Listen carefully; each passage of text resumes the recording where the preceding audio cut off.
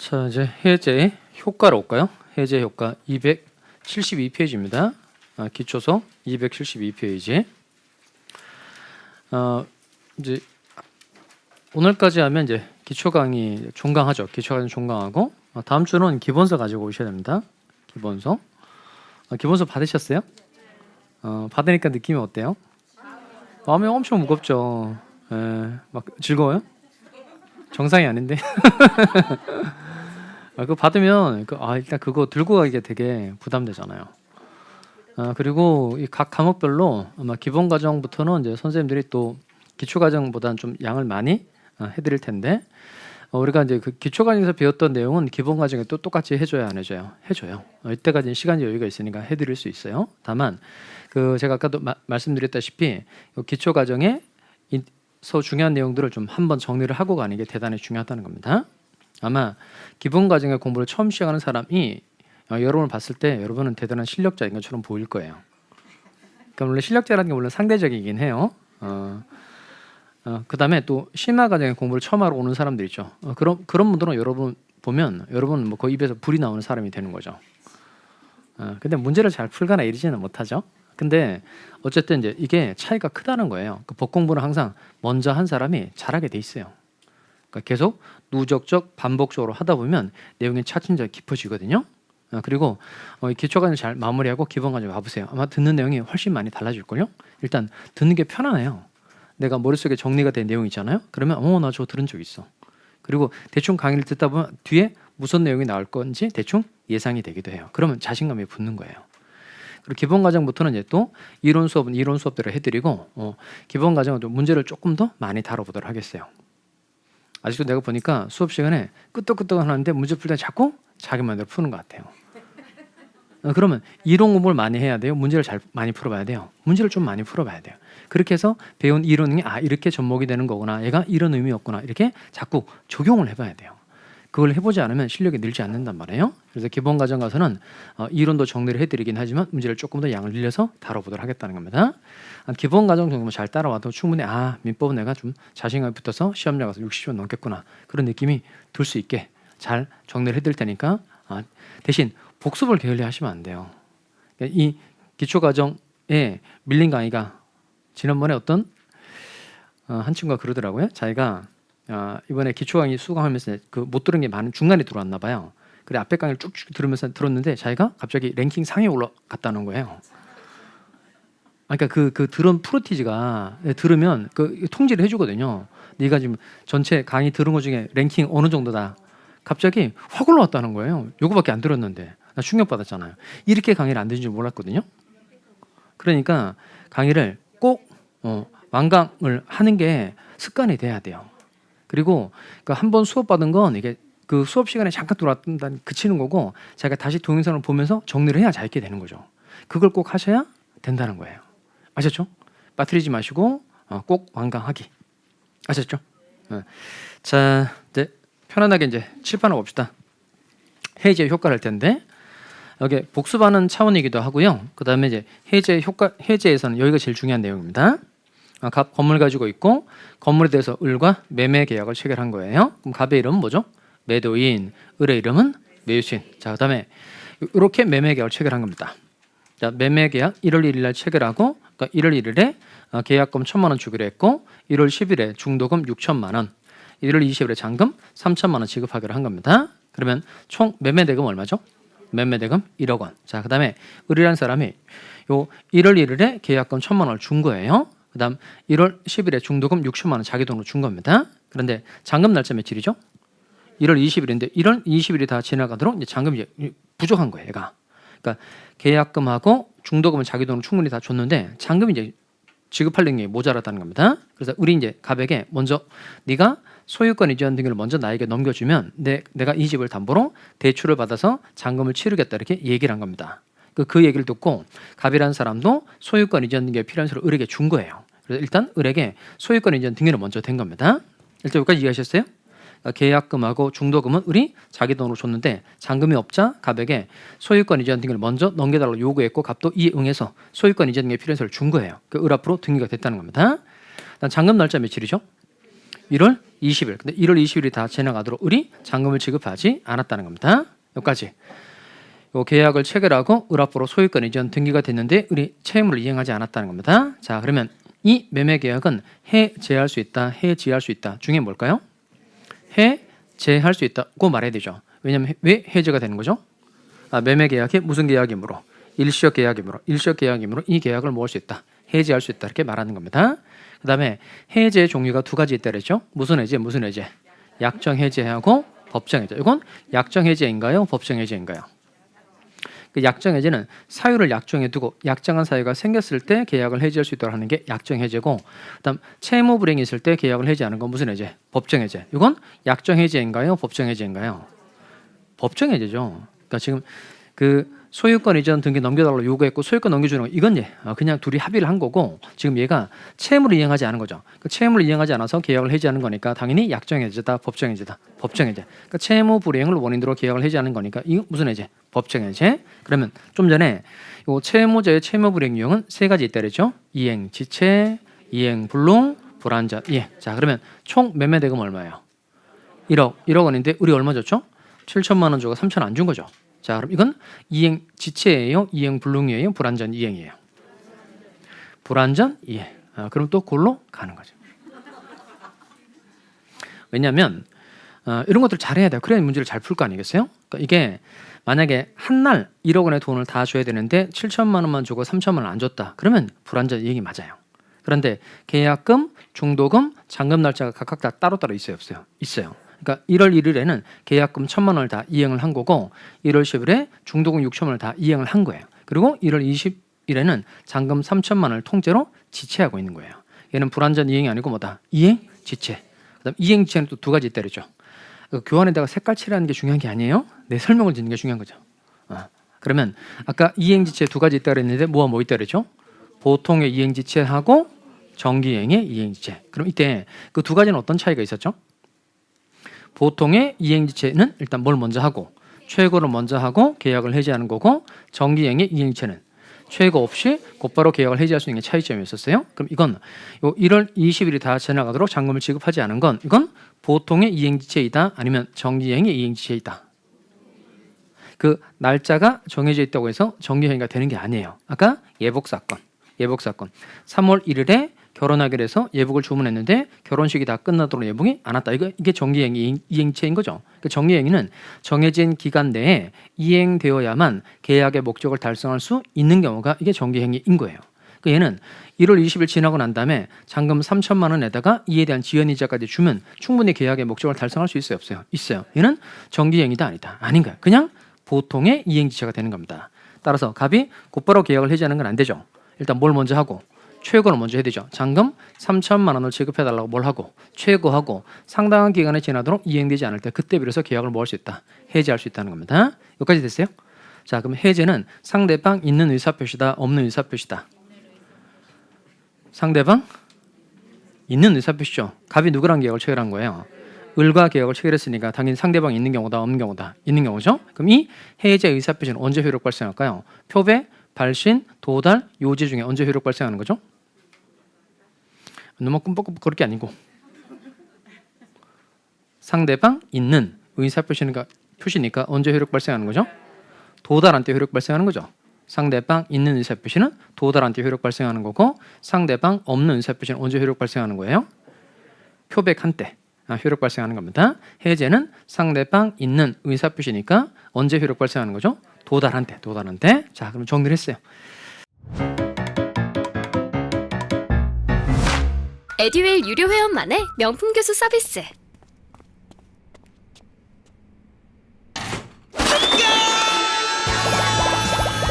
합격이 쉬워지는 명품 교수님 혜택.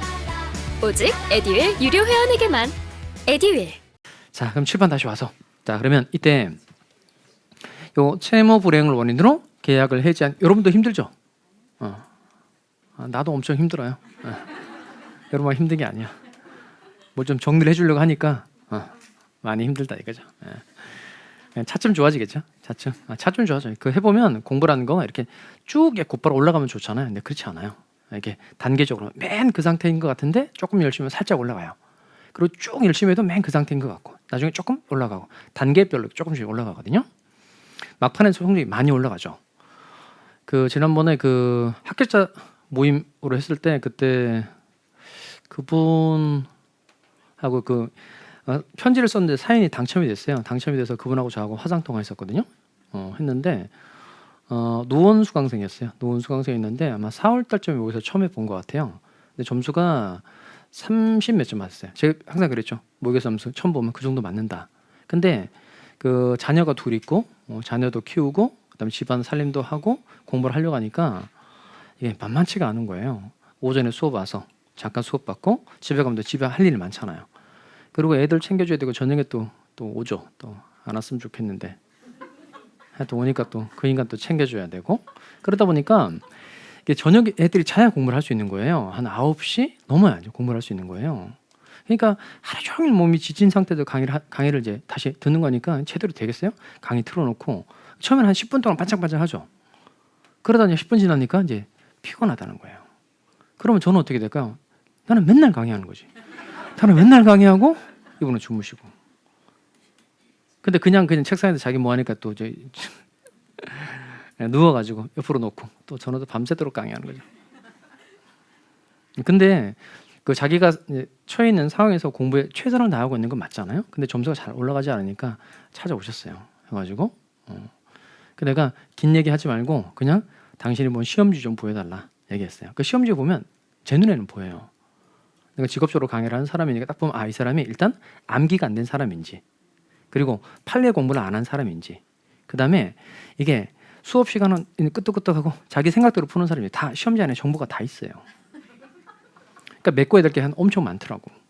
그중에 그 처방이라는 거가 이 사람 10개를 고쳐야 되는데 10개를 다 고치자 이렇게 얘기하면 못 고쳐요.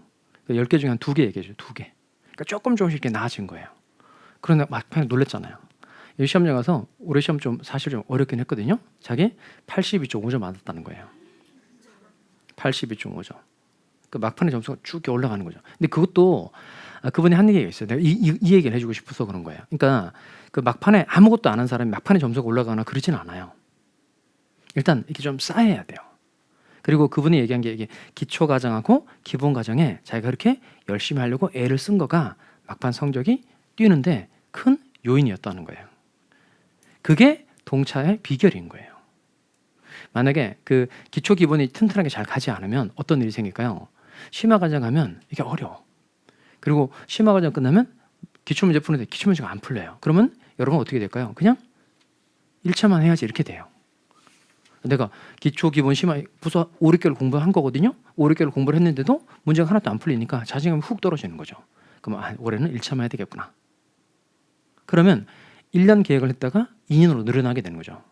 그러니까 동차로 시험을 끝내려면 지금이 중요하다는 거예요. 기초 과정, 기본 과정이 중요하다는 거예요. 그러니까 기초 과정 여유가 이제 한 주 남았으니까 꼭 한번 메꿔 보기 바라요. 그리고 기본 과정으로 넘어가면 기본 과정에서 정해주는 내용을 잘 복습해서 따라가면 점수가 한 45점, 50점 근처로 나온단 말이에요. 그럼 이제 모의고사 보면 그 정도 나오면 내가 한 10점만 더 플러스 시키면 합격하겠구나. 그런 자신감이 들면 그 다음 2차 과목을 추가해서 1년 안에 시험이 끝날 수 있게 된다고요. 그러니까 지금이 매우 중요한 시기라는 거예요. 아셨죠? 자, 다시 원래대로 와서. 자, 그럼 지금 채무 불이행을 원인으로 계약을 해지하는 게 무슨 해제라고요? 법정 해제. 법정 해제. 다시 채무 불이행을 원인으로 계약을 해지하는 게 무슨 해제? 법정 해제. 자, 그러면 첫 번째 갑시다. 그럼 계약을 해제하면 해제한 때부터 계약 효력이 상실되는 거예요. 처음부터 효력 상실하는 거예요. 처음부터 효력 상실하는 거죠. 그래서 이렇게 표현해야 됩니다. 해제하면 계약의 효력이 어떻게 된다? 소급적으로 무효가 된다. 다시 해제하면 계약의 효력이 어떻게 된다고요? 소급적으로 무효가 된다. 그 다음 중요한 건 뭐냐면 이때 계약이 해제가 된 겁니다. 그러면 갑이라는 사람은 을에게 매매대금 받은 거 있죠. 계약금하고 중도금 받은 거 있으니까 계약이 해제가 되면 처음부터 이 계약이 없었던 것으로 된 겁니다. 그럼 이 7천만 원을 다시 돌려줘야 돼요? 돌려줄 필요 없어요? 돌려줘야 되죠. 그러면 계약이 해제가 되었을 때 갑이 을에게 받은 7천만 원을 돌려주는 반환 이름은 뭐가 되는 거죠? 해제, 니까 원상 회복 의무. 무슨 의무? 원상 회복 의무. 그다음 을이라는 사람도 갑으로부터 취득한 소유권을 계약이 해제가 됐으니까 이 소유권 다시 갑에게 돌려줘야 돼요? 돌려줄 필요 없어요? 돌려줘야 되죠. 돌려주는 반환 이름 뭐죠? 이거 원상 회복 의무. 무슨 의무라고요? 원상회복 의무. 자, 그럼 이때 갑도 원상회복 의무를 부담하고 을도 원상회복 의무를 다 부담한다는 겁니다. 그럼 이때 각 당사자가 부담하는 원상회복 의무는 이건 무슨 관계에 있을까요? 얘는 동시 이행 관계에 있다 이렇게 말합니다. 아까 동시감역권 공부했었죠. 네가 안 하면 나도 안 한다 이런 주장을 서로 할 수 있다는 겁니다. 그러면 갑은 을에게 어떤 주장을 할 수 있다는 거예요? 네가 건물 소유권을 이전해 주지 않으면 7천만 원 안 주겠다는 주장할 수 있다 없다 있고 을도 마찬가지죠. 을도 얼마를 주지 않으면 갑 네가 7천만 원 주지 않으면 나도 소유권 이전을 못하겠다는 주장을 서로 할 수 있다 없다 있다는 겁니다. 다시 해제하면 계약의 효력이 어떻게 돼요? 소급적으로 무효가 된다. 그 다음에 계약이 해제된 경우에 각 당사자에게는 어떤 의무가 생긴다. 원상회복 의무가 생기고 각 당사자가 부담하는 원상회복 의무는 무슨 관계에 있다? 동시이행 관계에 있다는 겁니다. 자, 근데 문제가 하나 생긴 게 뭐냐면 자, 요 계약의 해제가 됐을 때 갑은 을로부터 받은 돈이 얼마죠? 7천만 원이죠. 이 중에 중도금은 돌려줘야 돼요? 돌려줄 필요 없어요? 중도금 6천만 원 계약이 해제됐으니까 중도금 6천만 원 돌려줘야 된다. 돌려줄 필요 없다. 돌려줘야 되죠. 그럼 계약금조로 받은 돈은 얼마예요? 계약금 1천만 원 받았죠. 누가 채무를 불이행한 거죠? 을이 채무를 불이행한 거죠. 그럼 을이 채무를 불이행했으니까 이 계약금조로 받은 이 1천만 원을 갑이 을에게 돌려줘야 된다. 돌려줄 필요 없다. 돌려줄 필요 없다. 그럼 완전 욕심꾸러기가 되는 겁니다. 자, 요 얘기를 잘 듣고 실무 가서도 제발 실수하지 않기 바라요. 그러면 이 을이 잔금을 지급하지 않았을 때 갑이라는 사람의 계약금 1천만 원을 안 돌려줘도 되는 경우가 있기는 해요. 있긴 해요. 그 경우가 어느 경우인지 잘 들어봅시다. 이걸 잘 들어야 돼요. 이때 매매 계약을 체결하면서 계약금 1천만 원 줬단 말이에요. 그 다음에 그 특약사항에다가 매매 계약서 특약사항에다가 이렇게 정한 겁니다. 자, 을이 계약을 위반한 경우에는 갑이 계약금을 몰취한다. 그리고 갑이 계약을 위반한 경우에는 계약금의 배액을 물어주기로 한다. 이렇게 특약을 맺을 수 있죠. 이건 계약금을 무엇으로 하기로 한 특약이라고 말하죠? 용어를 만들어내시면 안 돼요. 자, 이렇게 말해요. 계약금을 뭐로 하기로 한 특약? 위약금. 위약이라는 게 뭐죠? 위약. 계약 위반. 계약 위반의 준말입니다. 계약을 위반한 것에 대한 손해배상의 성격을 갖는 걸 위약금이라고 그래요. 이렇게 계약금을 위약금으로 하기로 특약을 맺었다. 이게 중요해요. 계약금을 위약금으로 하기로 한 특약이 있으면 이 계약금을 을이 계약에 변했을 때 갑이 계약금을 먹을 수 있다 없다? 있다는 거예요. 다시 계약금을 뭐로 하기로 하는 위약금으로 하기로 하는 뭐가 있을 때 특약이 있을 때에는 매수인이 계약을 위반했을 때 계약금을 매도인이 몰취할 수 있다 없다? 있다는 겁니다. 그런데 이거예요. 계약금을 위약금으로 하기로 한 특약이 없다. 이때는 계약금 쪽으로 받은 돈을 몰취하면 안 되고 계약금을 당연히 돌려줘야 된다. 돌려줄 필요 없다. 돌려줘야 된다는 겁니다. 제가 처음에 설명할 때 요 매매 계약을 체결하고 계약금 1천만 원 줬다라고 하면서 위약금으로 하기로 특약 맺었다 이런 말을 한 적이 있어요? 없어요? 없죠. 그러니까 이 계약금 1천만 원도 돌려줘야 된다. 돌려줄 필요 없다. 돌려줘야 돼요. 그럼 결국 갑은 총 얼마를 줘야 돼요? 7천만 원을 줘야 되죠. 근데 문제는 뭐냐면 이 갑은 7천만 원 원금만 돌려주면 될까요? 아니면 이에 대한 이자까지 붙여서 돌려줘야 될까요? 원금만 돌려주면 된다. 이자까지 붙여서 돌려줘야 된다. 그럼 잘 생각해 보세요. 매매 계약을 체결했는데 누가 잔금 지급하지 않은 거죠? 을이 잔금 지급하지 않은 거죠. 그러니까 결국 을이 잘못해서 갑이 계약을 해지한 거예요. 그럼 갑은 7천만 원 원금만 돌려주면 돼요. 이자까지 붙여서 돌려줘야 돼요. 원금만 돌려주면 된다. 또 이러면 그걸로 가는 거죠. 찍는 것마다 어떻게 다 틀리지? 당연히 처음엔 그렇죠. 이게 원상회복의 뜻을 잘 기억하셔야 됩니다. 계약이 해제되면 각 당사자에게는 어떤 의무가 생겨요? 원상회복 의무. 그러면 원상회복이라는 게 뭐라 그러죠? 원래의 상태로 그대로 되돌려 주는 것. 자, 그러면 이때 원상회복의 일환으로 금전을 반환해야 되는 사람은 원금만 돌려주면 안 돼요. 이때는 이자까지 붙여서 돌려줘야 된다는 겁니다. 왜냐하면 이 원상회복이라는 게 원래의 상태로 그대로 되돌려 주는 거 말하는 거니까 갑 너는 7천만 원을 받기 이전의 상태로 그대로 만들어 놔라. 이게 원상회복인 거예요. 갑 너는 7천만 원을 받기 이전의 상태로 그대로 되돌려 놔라. 이게 원상회복인 겁니다. 그러면 7천만 원 원래 누가 가지고 있었어요? 을이 가지고 있었죠. 7천만 원 원래 누가 가지고 있었어요? 을이 가지고 있었죠. 을이 갑에게 준 돈이니까 7천만 원 원래 누가 가지고 있었죠? 을이 가지고 있었죠. 그러면 누구라도 돈을 가지고 있으면 누구라도 이자를 지급받을 수 있는 기회라는 게 당연히 누구에게나 있어요? 없어요? 있어요. 이때 중요한 건 뭐냐면 실제 을이라는 사람이 7천만 원을 다른 사람에게 빌려주고 실제로 돈을 받았나 안 받았나 그게 중요한 게 아니에요. 돈을 가지고 있다면 누구라도 이자를 지급받을 수 있는 기회가 어느 누구에나 다 있다 없다 있다는 거야. 그러니까 원상회복이니까 7천만 원을 받기 이전의 상태로 그대로 되돌려 놔라. 그 말은 요 을이 돈을 가지고 있으면 당연히 이자를 지급받을 수 있는 기회가 을에게 당연히 있었기 때문에 갑도는 7천만 원만 돌려주면 안 되고 뭐까지? 이자까지 가산해서 돌려줘야 된다는 겁니다. 내 말 이해돼요? 왜 이자를 가산해야 된다고요?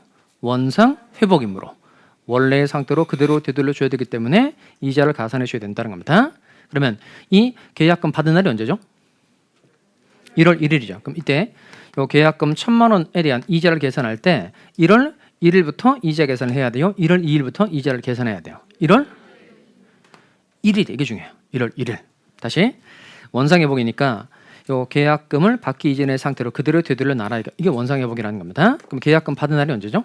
1월 1일. 그럼 을이 돈 준 날이 언제예요? 1월 1일. 그럼 을은 언제부터 이자를 지급받을 수 있는 기회가 있었던 거죠? 1월 1일부터인 거죠. 그러니까 원상회복의 일환으로 금전을 반환해야 되는 경우에는 원금만 돌려주면 안 되고 뭐까지? 이자까지 가산해서 돌려줘야 되는데 언제부터 이자를 가산해야 된다. 이거야. 받은 날부터. 언제부터라고요? 받은 날. 받은 날부터 이자를 가산해서 돌려줘야 된다는 겁니다. 여기까지 이해되세요? 자, 그러면 실제 계산 한번 해봅시다.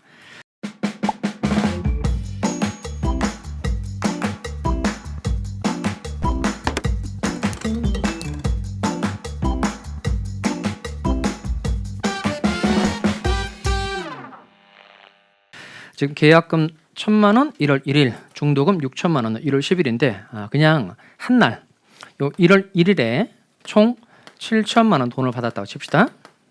그럼 1월 1일부터 7천만 원에 대한 이자를 가산해서 돌려줘야 되는데 그러면 결국 갑이 을에게 줘야 될 돈은 총 얼마일까요? 요 7천만 원을 한 달 동안 가지고 있었다고 칩시다.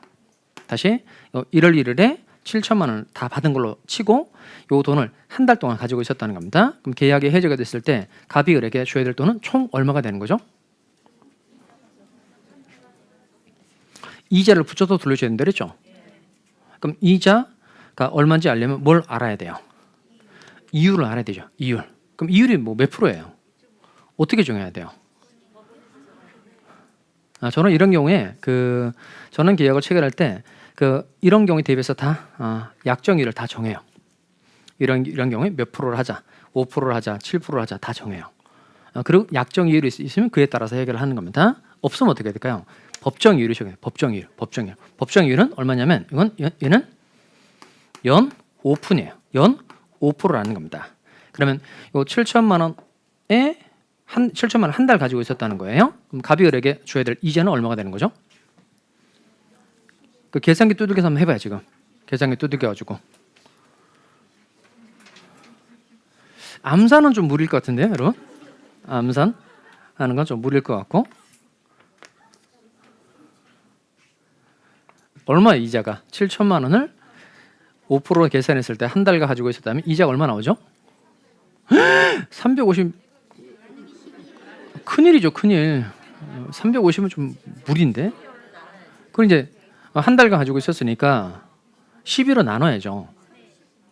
그냥 제가 할게요, 그냥. 자, 7천만 원에 연 5% 하면 얼마예요? 그러니까 7천만 원에다가 0.05 곱해야 되죠. 그러니까 얼마예요? 350만 원이죠. 350만 원인데 이 돈을 몇 달간 가지고 있었어요? 이게 연 5%이니까 한 달 가지고 있었으니까 12분의 1. 그 12로 나눠야 되죠. 그 얼마예요? 대충 하면 이게 9만 원이니까 대충 이제 약해서 30만 원이라는 거예요. 그럼 결국 갑은 얼마를 돌려줘야 된다는 거예요? 7,030만 원 돌려줘야 된다는 거예요. 7,030만 원. 그러면 여기까지만 보면 갑이 엄청 불리한 것처럼 보이죠. 채무를 불이행한 사람은 누구예요? 채무를 불이행한 사람은 을. 계약을 해지했는데 갑은 을에게 줬던 소유권을 그대로 되돌려 받는 거고 그다음에 갑은 7천만 원에다 얼마까지 얹어서 30만 원까지 얹어서 되돌려 줘야 되니까 여기까지만 보면 갑이 대단히 불리한 것처럼 보인다는 겁니다. 그래서 맞는 게 551조예요. 551조. 여기 보세요. 자, 그럼 이때 요 갑이 계약을 해지해서 원상회복도 다 받고 난 다음에 그래도 메꿔지지 않는 손해가 있다. 그러면 갑은 을에게 다시 손해배상을 청구할 수 있다 없다? 있다는 거예요. 그러니까 지금 요 을이라는 사람이 갑의 건물 소유권을 이전받지 않은 거죠. 그러면 갑은 이 건물을 다른 사람에게 팔아먹지 못한 손해가 당연히 있는 거니까 갑은 을에게 손해배상을 청구할 수 있다 없다? 있다는 겁니다. 그럼 여기까지만 보면 요 계약을 해지한 갑이 불리한 것처럼 보이는데 따로 손해배상을 청구할 수 있다는 사정을 감안하면 결코 해지한 사람이 불리해지지 않는다는 겁니다. 이거 틀리면 안 돼요. 계약의 해제는 손해배상 청구에 영향을 미친다, 미치지 않는다, 미치지 않는다. 그래서 따로 손해배상을 청구할 수 있다 없다? 있다는 겁니다. 자, 그다음에 남은 문제가 하나 있어요. 지금 소유자로 기록되어 있는 사람 누구죠? 을이죠. 자, 을이 요 채무를 불이행해서 갑이 계약을 해지할 수 있는 상황인데 을이 에라 모르겠다. 병이라는 사람에게 이 건물을 팔아버린 거예요. 매매하고 병이라는 사람에게 소유권 등기를 확 넘겨줘 버렸다는 겁니다. 이렇게 요 상대방으로부터 새로운 이해관계를 맺은 병, 이 사람 이름 뭘까요? 얘가 제3자가 되는 거죠.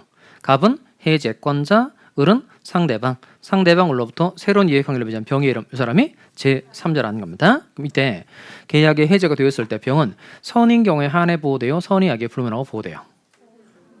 자, 우리가 배운 내용이 뭐가 있냐면 그 비진이 표시 공부할 때 걔는 몇 조죠? 107조죠. 또 조문이 바뀌었어요? 또? 107조죠. 107조 조문 어떻게 돼요? 비유, 알, 무선. 거기는 어떤 경우 보호되죠? 선의. 통정호의 표시는 몇 조예요? 108조죠. 걔는 통정, 무선. 거기도 선인 경우에 한해 보호되고. 차고는 몇 조죠? 109조. 109조. 내중착, 중무선이죠. 거기도 선의의 제3자에게 대항하지 못한다. 선의라 보호되는 거고 사기 강박은 110조 사강취선이죠. 역시 마찬가지로 선의의 제3자에게 대항하지 못한다는 겁니다. 그러니까 비진의 표시, 통정호의 표시, 차고, 사기 강박의 경우에는 각각 제3자가 어느 경우로 보호가 돼요? 선의. 자, 지금 우리가 하고 있는 건 계약이 뭐가 됐을 때죠? 해제. 그럼 계약의 해제가 되었을 때 제3자 병은 선의인 경우에 한해 보호될까요? 선의 악에 불문하고 보호될까요? 나눠봐야 돼요. 나눠봐야 한다. 이게 중요하다는 겁니다. 자, 그러면 어느 시점에 이해관계를 맺었는지 잘 보셔야 됩니다. 자, 여기 눈 뜨고 여기 보시고. 자, 그러면 먼저 이 병이라는 사람이 을과 계약을 체결한 시점을 잘 보셔야 됩니다. 먼저 을이 지금 채무를 불이행한 거 맞죠? 그런데 갑이 계약을 해지하기 전에 병이라는 사람이 먼저 을과 계약을 체결하고 을로부터 소유권 이전 등기를 경려받았다는 겁니다. 그럼 이때는 선의 악에 불문하고 보호됩니다. 선의 악에 불문하고 보호된다. 선의라는 건 몰랐다 이 말이죠. 뭘 몰랐다는 거죠? 병이 요거 을의 채무 불이행 사실을 모르고 계약을 체결한 게 선의, 악의는 알았다 이거죠. 을의 채무 불이행 사실을 알고 계약을 체결했다는 겁니다. 그럼 다시 칠판에 봅시다. 자, 병이 갑이 계약을 해지하기 전에 을과 이해관계를 맺었다는 겁니다. 그러니까 해제 전이면 선의 악에 불문하고 다 소유권을 취득한다는 겁니다. 그러면 요 갑이 계약을 해지하기 전에 병이 을로부터 매매 계약을 체결하고 등기를 넘겨받으면 누가 소유권 취득하는 거죠? 병이 소유권을 가져가는 겁니다. 그러면 갑은 소유권을 잃게 된다는 거예요.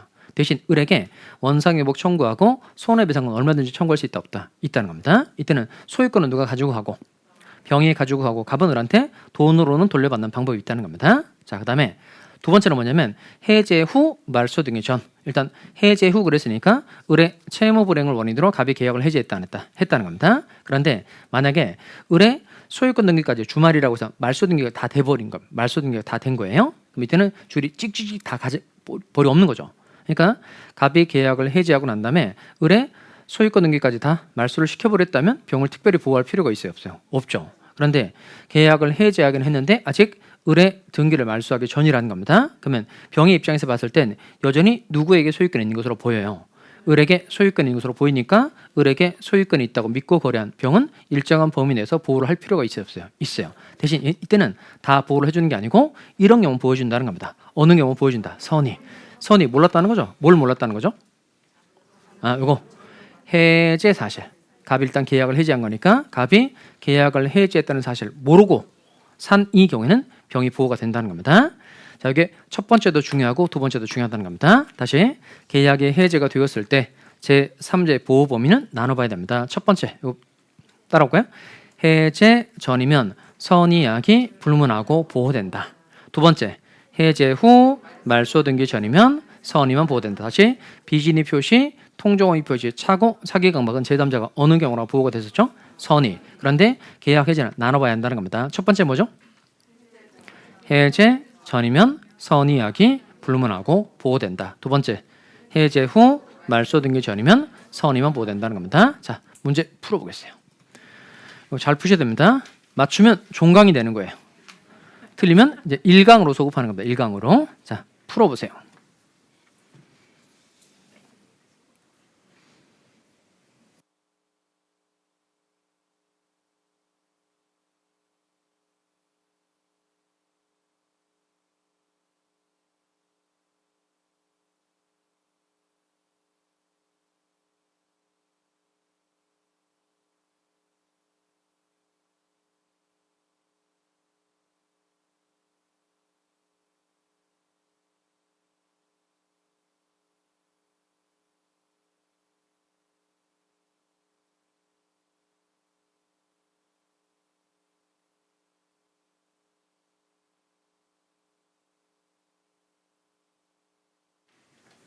자, 정하셨어요? 자, 그럼 손 들어서 한번 해봅시다. 나 퇴근할 수 있을 것 같다. 확실해요? 내리고. 좋았어요. 자, 나는 1강으로 소급할 것 같다. 내리시고. 나는 내년에 말해주겠다. 해보겠어요? 자, 계약의 해제와 해지에 관한 설명으로 옳은 것은 어쨌든 문제 풀어보는 거 훨씬 도움이 많이 되죠. 왜냐면 이게 들은 거를 자꾸 바로바로 해봐야 돼요.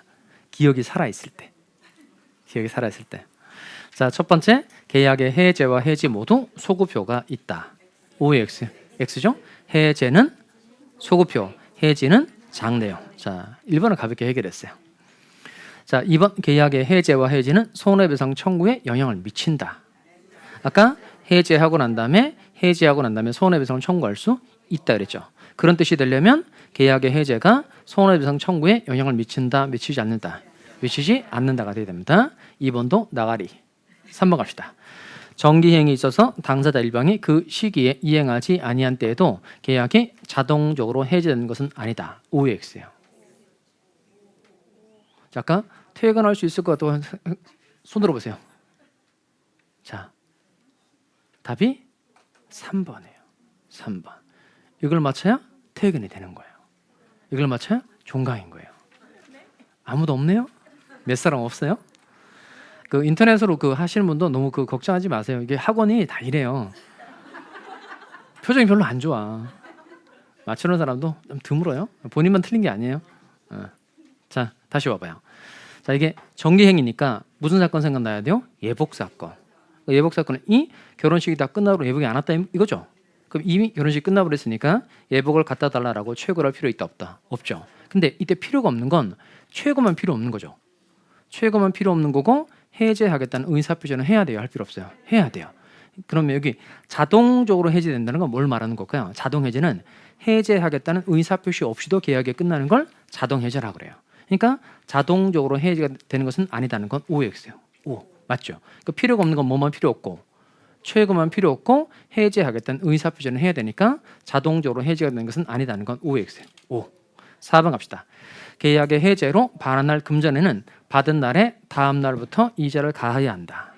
틀렸죠? 해제니까 언제부터죠? 받은 날부터. 그럼 얘를 못 골랐으면 얘를 찍었겠네요. 자, 5번 갑시다. 5번. 계약이 해제되기 전 동그라미. 해제되기 전에 해제된 계약을 기초로 새로운 이해관계를 맺은 제3자는 선인 경우에 한하여 보호된다. 아까 나눠봐야 한다랬죠. 첫 번째 뭐죠? 해제 전이면 선의약이 불문하고 보호된다. 두 번째, 해제 후 말소 등기 전이면 선의만 보호된다는 겁니다. 그럼 정답 몇 번이에요? 3번. 자, 여기까지 해서 기초과정을 마치도록 하겠습니다. 한 주 남았으니까 끝난 게 아니에요. 한 주 남았으니까 부지런히 강의 듣고 교환 내용을 잘 정리를 하자는 겁니다. 자, 이게 마지막으로 제가 여러분에게 하고 싶은 말이에요. 자, 기초과정 마치도록 하겠습니다. 수고하셨습니다.